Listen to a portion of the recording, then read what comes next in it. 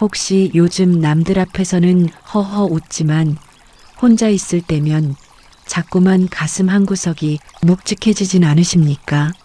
뒤늦은 후회들이 파도처럼 밀려와 잠을 설치기도 하시죠. 인생의 절반을 넘게 살아온 지금, 우리는 왜 풍요로운 지혜 대신 무거운 자책을 짊어지게 된 걸까요? 오늘 이 영상은 여러분에게 열심히 살라는 채찍질을 하려는 게 아닙니다. 오히려 여러분의 어깨 위에서 내려놓지 못한 그 무거운 짐을 함께 풀어보려 합니다. 영상의 끝에 다다를 때쯤 여러분은 왜 성현들이 진짜 지혜는 기억하는 것이 아니라 있는 것에 있다고 했는지 깨닫게 되실 겁니다. 더불어 나이가 들수록 품격 있고 현명하게 늙어가는 법이 무엇인지도 이야기해 보겠습니다. 우리는 왜 자책의 굴레에 빠지는가? 수많은 세월을 지나오며 우리는 참 많은 일을 겪었습니다. 자녀를 키우고 부모님을 부양하고 직장과 일터에서 살아남기 위해 앞만 보고 달렸죠. 그런데 이상합니다. 몸은 이제 좀 쉴 법도 한데 마음은 왜 더 바쁘고 괴로울까요? 왜 밤마다 내가 그때 왜 그랬을까 하는 생각에 이불을 들치게 되는 걸까요? 혹시 자책이라는 이름의 감옥을 들어보셨나요? 우리는 흔히 자책을 반성이라고 착각합니다. 하지만 반성과 자책은 전혀 다릅니다. 반성은 앞을 보게 하지만 자책은 자꾸 뒤만 보게 만듭니다. 불교에서는 이러한 상태를 집착이라는 단어로 설명합니다. 집착이란 무엇일까요? 문자 그대로 무언가를 꽉 움켜쥐고 놓지 않는 상태를 말합니다. 우리가 과거의 실수나 후회를 자꾸 떠올리는 것은 사실 이미 벌어진 일을 내 뜻대로 되돌리고 싶다는 아주 강렬한 욕심에서 비롯됩니다. 이미 흘러간 물줄기를 내 손으로 바꿔보겠다는 불가능한 시도를 하고 있는 것이죠. 부처님께서는 말씀하셨습니다. 세상 모든 고통의 원인은 내 마음대로 하려는 욕심에서 나온다. 과거를 자책하는 마음 깊은 곳에는 그때의 내가 완벽했어야 했다는 생각과 내 인생은 이랬어야 했다는 나만의 설계도가 있습니다. 그 설계도와 어긋난 현실을 인정하지 못할 때 우리는 자책이라는 감옥에 스스로를 가두게 됩니다. 특히 지금 이 영상을 보고 계신 여러분은 대한민국에서 가장 성실하게 살아온 세대입니다. 가족을 위해 나를 지우고 내 감정보다는 책임감을 앞세우며 살아오셨을 겁니다. 그런데 역설적이게도 그 성실함이 지금 여러분의 발목을 잡고 있습니다. 책임감이 강한 사람일수록 자책도 깊습니다. 내가 조금만 더 참았더라면 아이들이 더 행복하지 않았을까? 내가 그때 그 결정을 잘했더라면 우리 집안 형편이 더 낫지 않았을까? 이런 생각들이 여러분을 괴롭히죠.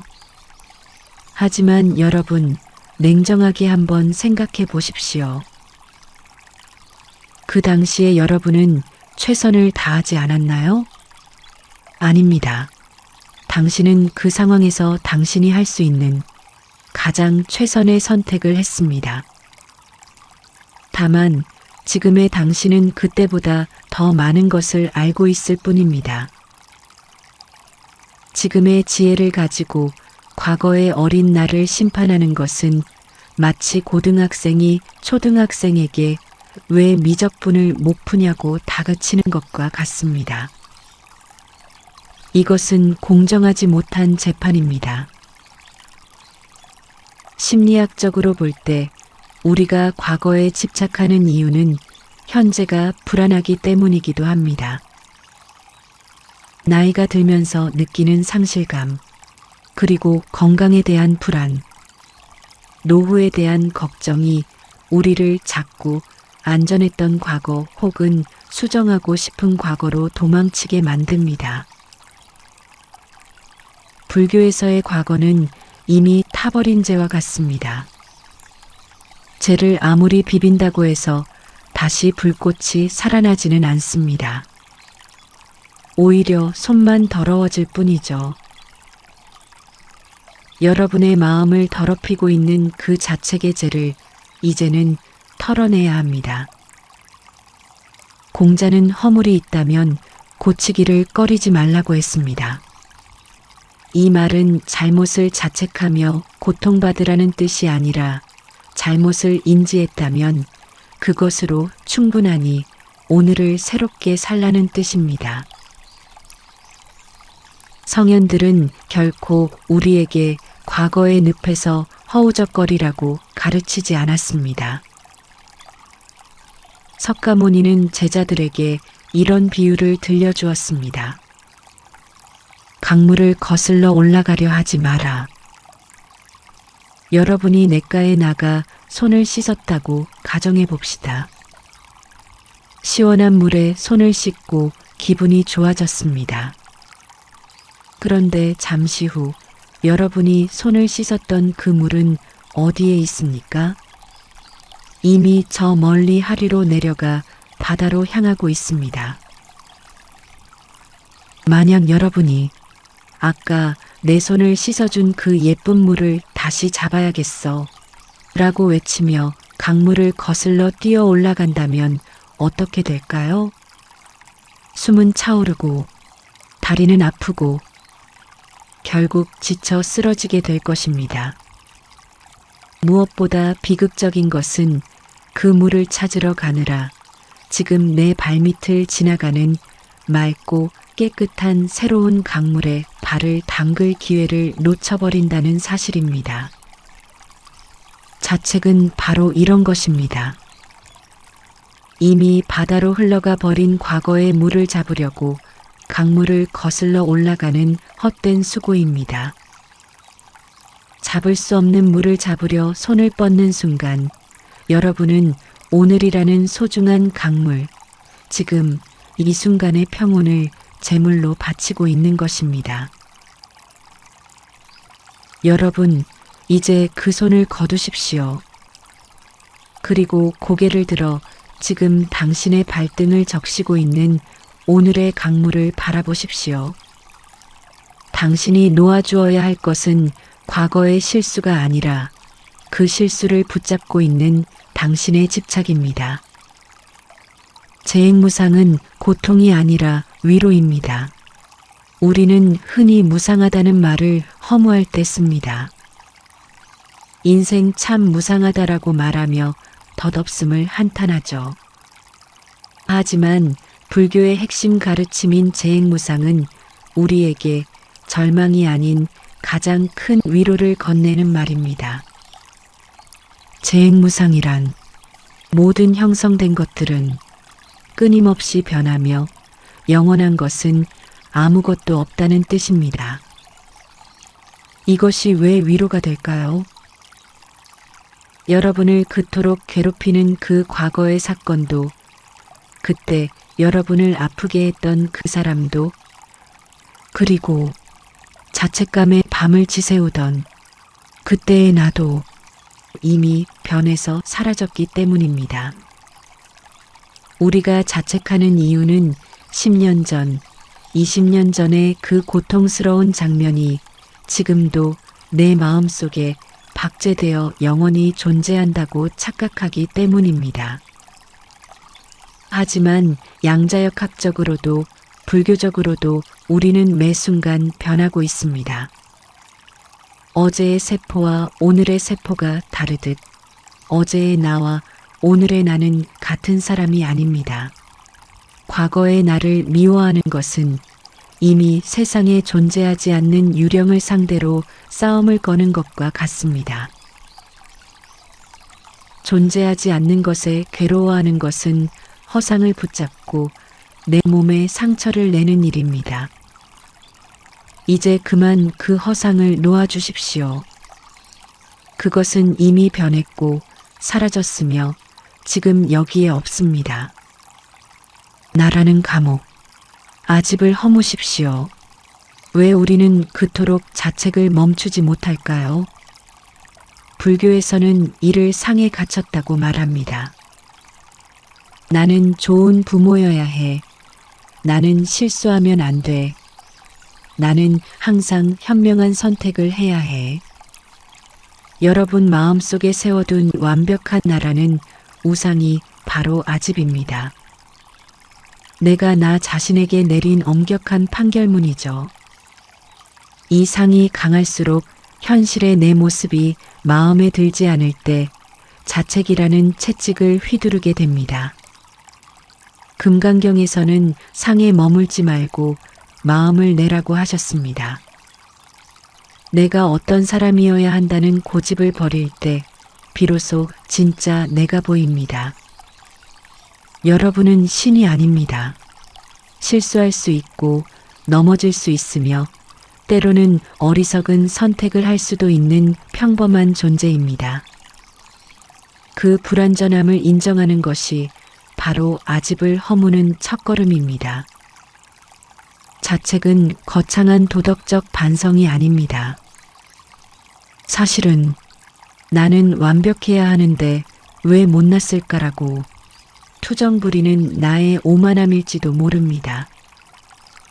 그 오만함을 내려놓고 그저 그럴 수도 있었지라고 말하며 자신의 불완전함을 안아주십시오.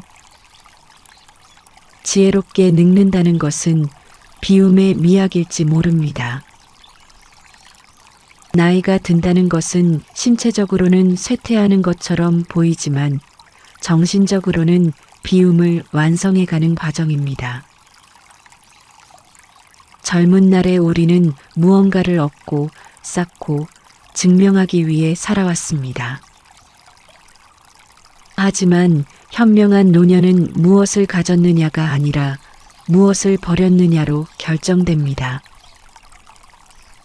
과거의 영광을 버리고 과거의 상처를 버리고 이래야만 한다는 고정관념을 버리는 것.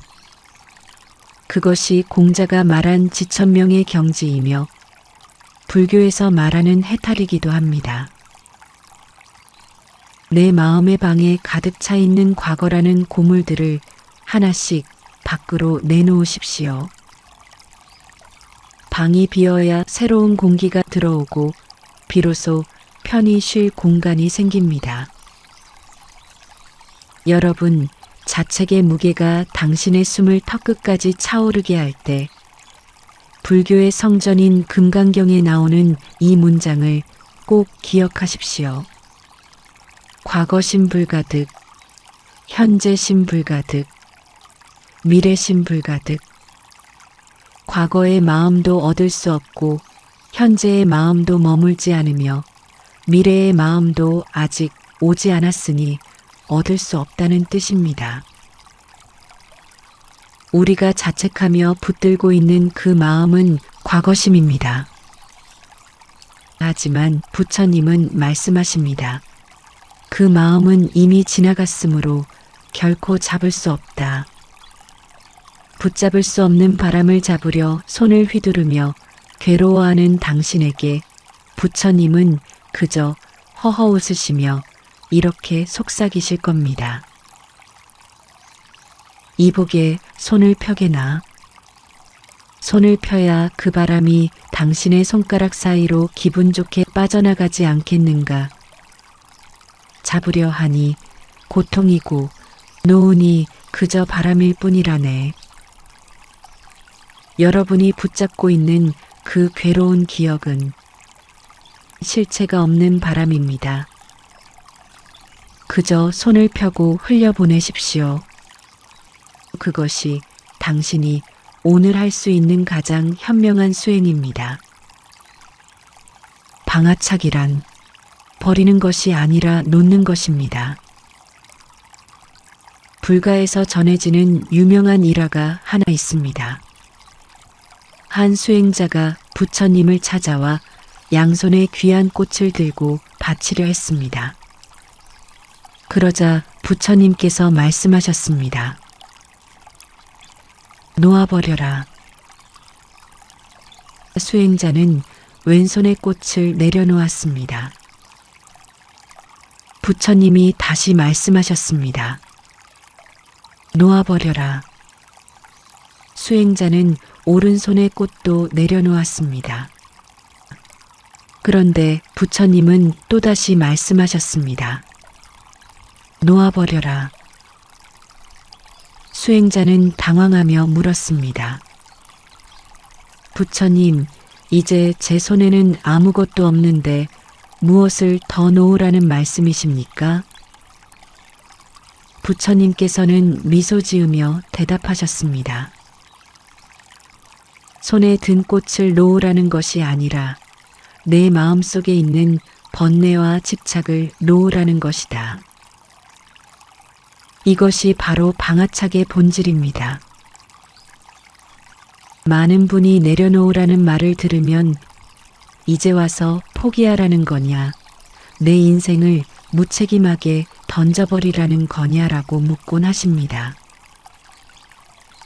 하지만 방아착은 포기가 아닙니다. 그것은 할 일을 다한 뒤에 결과에 연연하지 않는 진정한 자유를 의미합니다.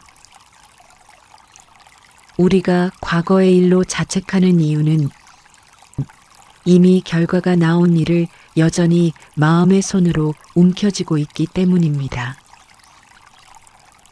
그 손을 펴는 순간 비로소 우리는 자유로워집니다. 나이가 든다는 것은 비움이라는 이름의 수행입니다. 우리는 평생을 채우는 법만 배우며 살았습니다. 더 많은 지식을 채우고 더 많은 재산을 쌓고 더 높은 지위를 얻어야 성공한 인생이라 믿었죠. 하지만 50대, 60대라는 고개를 넘어서면 인생의 문법이 바뀝니다. 이제는 채움의 문법이 아니라 비움의 문법을 배워야 할 때입니다. 맹자는 마음을 다스리는 법으로 양심을 강조했습니다. 여기서 양심은 도덕적인 마음만을 뜻하는 것이 아니라 마음을 기르는 법을 말합니다. 맹자는 마음을 가장 잘 기르는 방법으로 과욕, 즉 욕심을 적게 하는 것을 꼽았습니다. 마음이 계속 무겁고 자책이 끊이지 않는 이유는 내 마음의 그릇에 너무 많은 과거의 나를 담아두고 있기 때문입니다. 맹자가 말한 비움은 허무가 아닙니다. 잡다한 욕심과 후회를 비워낼 때 비로소 우리 본연의 맑은 성품이 드러난다는 뜻입니다. 현명하게 늙는다는 것은 내 마음의 창고를 비워 그곳에 평온이라는 바람이 통하게 하는 과정입니다. 나이가 들수록 주름이 늘어가는 것을 슬퍼하지 마십시오. 그 주름 하나하나에 깃든 집착을 비워낼 수 있다면 여러분의 영혼은 그 어느 때보다 가벼워지고 투명해질 것입니다. 자, 그럼 자책이라는 짐을 어떻게 내려놓아야 할까요? 첫째는 인정하기입니다. 그때 나는 최선을 다했지만 결과는 좋지 않았다. 그것이 그때 나의 한계였다라고 자신의 불완전함을 있는 그대로 인정하는 것입니다. 둘째는 객관화하기입니다. 지금 여러분이 하는 자책을 만약 여러분의 소중한 친구나 자녀가 하고 있다면 여러분은 뭐라고 말해 주시겠습니까? 너 왜 그랬어? 라고 다그칠까요? 아니면 그럴 수도 있어. 이제 그만 잊어버려라고 토닥여 줄까요?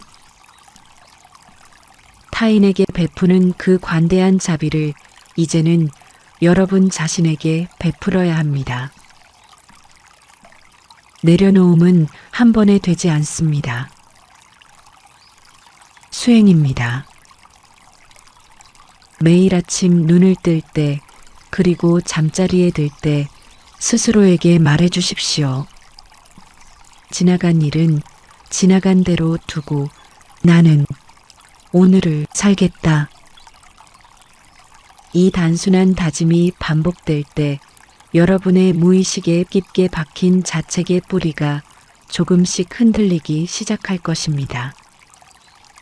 가파른 산길을 오르는 나그네를 상상해 보십시오. 그의 등에는 집채만한 배낭이 실려 있습니다. 그 안에는 어릴 적의 실수, 젊었을 때의 실패, 중년의 후회들이 가득 들어차 있습니다. 나그네는 숨을 헐떡이며 정상을 향해 가지만 무거운 무게 때문에 무릎은 꺾이고 시야는 흐려집니다. 이때 나그네에게 가장 필요한 것은 무엇일까요? 더 튼튼한 다리 근육일까요? 아니면 산을 더 빨리 오르는 기술일까요? 아닙니다. 이 나그네에게 지금 당장 필요한 것은 짐을 내려놓을 줄 아는 용기입니다. 사람들은 말합니다. 이 짐을 어떻게 내려놔요? 이게 다 내 인생인데. 하지만 성현들은 단호하게 말씀하십니다. 그 짐을 지고 가는 것은 인내심이 아니라 미련이라고 말입니다. 현명하게 나이 드는 사람은 과거의 후회를 훈장처럼 가슴에 달고 다니며 스스로를 고통스럽게 하는 사람이 아닙니다. 오히려 그 화려했던 훈장도 쓰라렸던 상처도 기꺼이 길가에 내려놓고 맨몸으로 산들바람을 맞으며 자유를 만끽하는 사람입니다. 여러분의 배낭 속에는 지금 무엇이 들어 있습니까? 그것이 당신의 오늘을 망칠 만큼 가치 있는 것들입니까? 이제 그만 어깨의 끈을 푸십시오. 짐을 내려놓는 순간 비로소 산 아래 풍경이 보이고 새소리가 들리기 시작할 것입니다. 내려놓는 것은 지는 것이 아니라 진정으로 이기는 길입니다. 불교에서는 인연법을 말합니다. 씨앗이 하나 있다고 해서 곧바로 꽃이 피지는 않습니다. 햇빛이라는 인과 물과 흙이라는 연이 만나야 비로소 꽃이 핍니다. 우리 인생의 일들도 마찬가지입니다. 여러분이 지금 자책하고 있는 그 과거의 사건은 단순히 여러분이 못나서 벌어진 일이 아닙니다. 그때의 여러분을 둘러싼 환경, 지독하게 운이 없었던 상황, 그리고 그때 여러분이 가지고 있었던 짧은 지각력, 이 모든 인연이 얽히고 설켜 일어난 결과일 뿐입니다. 그런데 우리는 지금의 높아진 안목과 지혜를 가지고 마치 타임머신을 타고 돌아간 듯 그때의 나를 심판하려 듭니다. 이것은 매우 불공평한 재판입니다. 지금은 당연해 보이는 것들이 그때는 보이지 않았던 것이 당연합니다. 그것이 바로 무명, 즉 어리석음의 구름 속에 가려져 있던 시절의 모습이기 때문입니다. 부처님께서는 과거를 돌아보며 슬퍼하는 것은 마른 갈대를 꺾는 것과 같다고 하셨습니다. 아무리 꺾어도 생명력이 없으며 손만 다칠 뿐이라는 뜻입니다. 그때의 실수는 그저 그때의 인연이 닿은 것뿐임을 이제는 너그럽게 받아들여야 합니다. 남에게 베풀던 자비를 이제는 어린 날의 나에게 베풀어 보세요.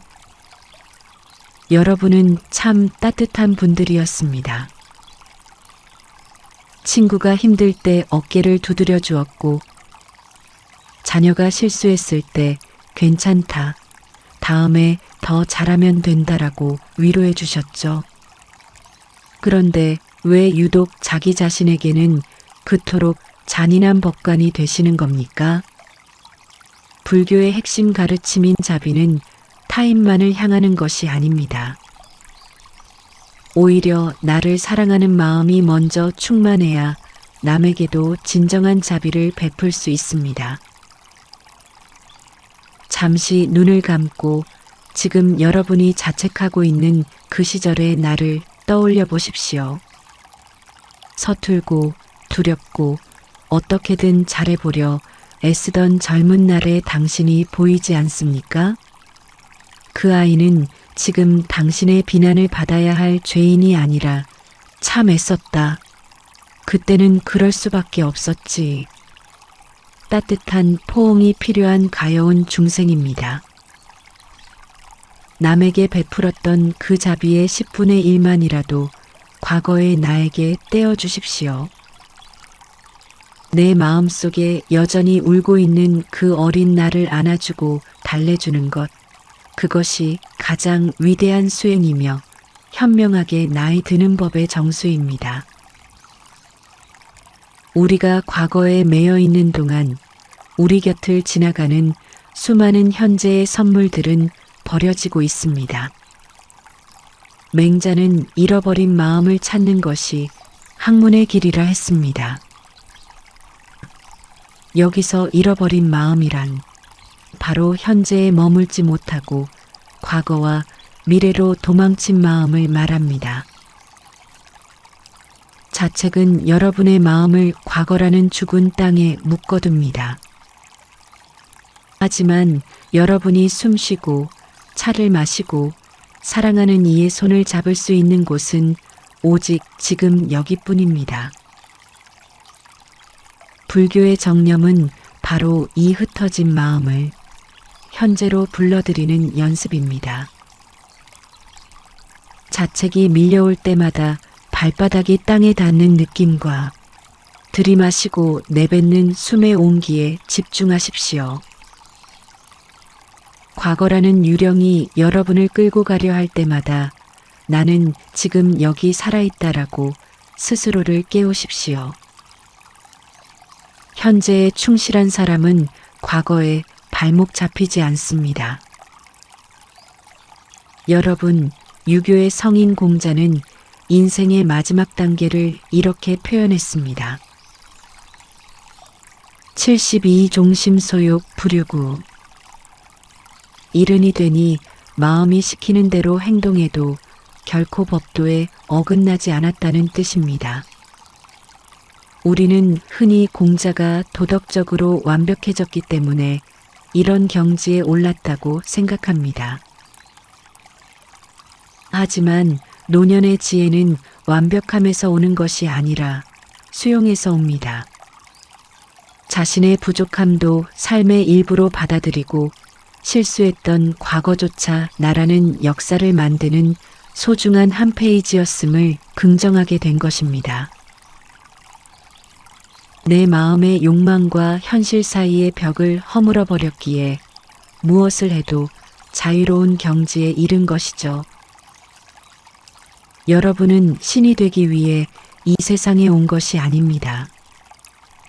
그저 인간으로서 뜨겁게 살고 아프게 배우기 위해 온 것입니다. 이제 그 무거운 자책의 법복을 벗어던지십시오.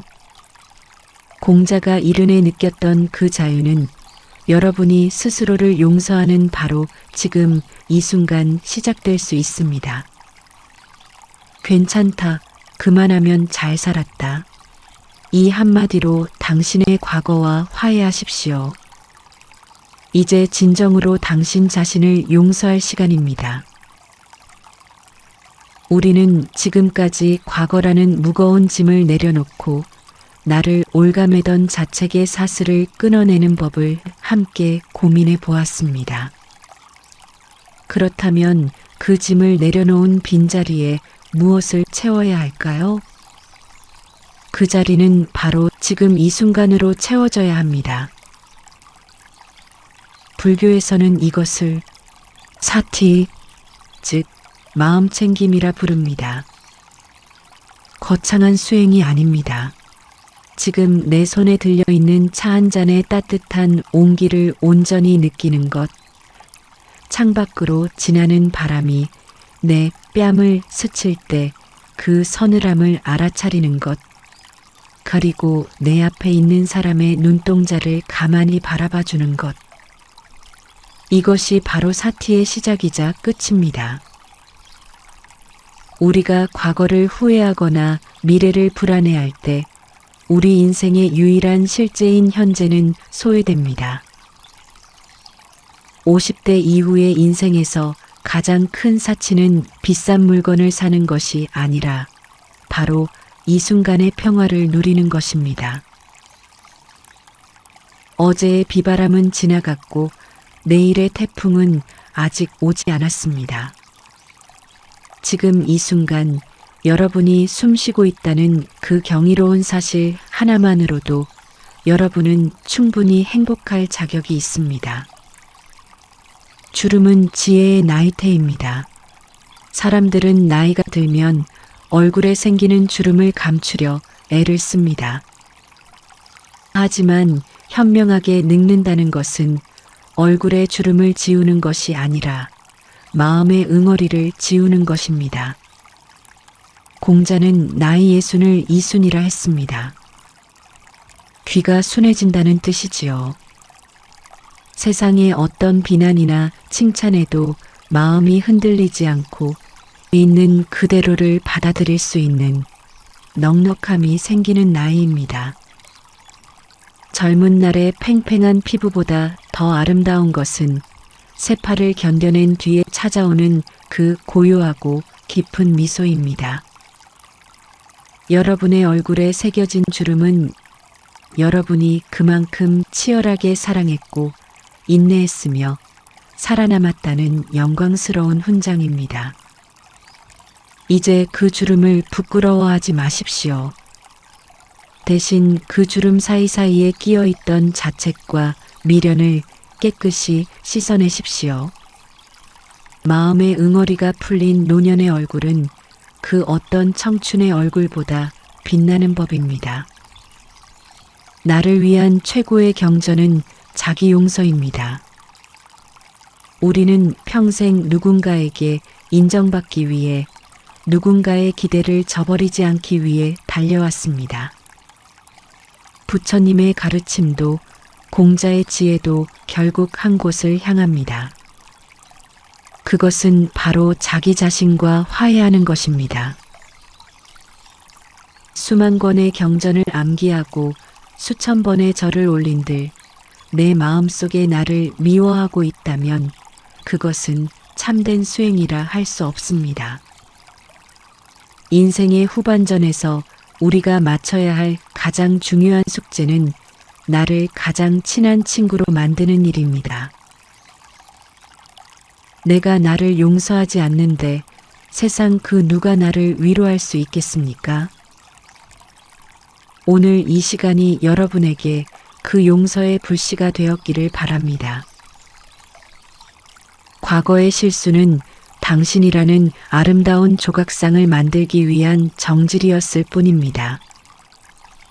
그 정질이 아팠겠지만 덕분에 당신은 지금의 깊이 있는 사람이 되었습니다.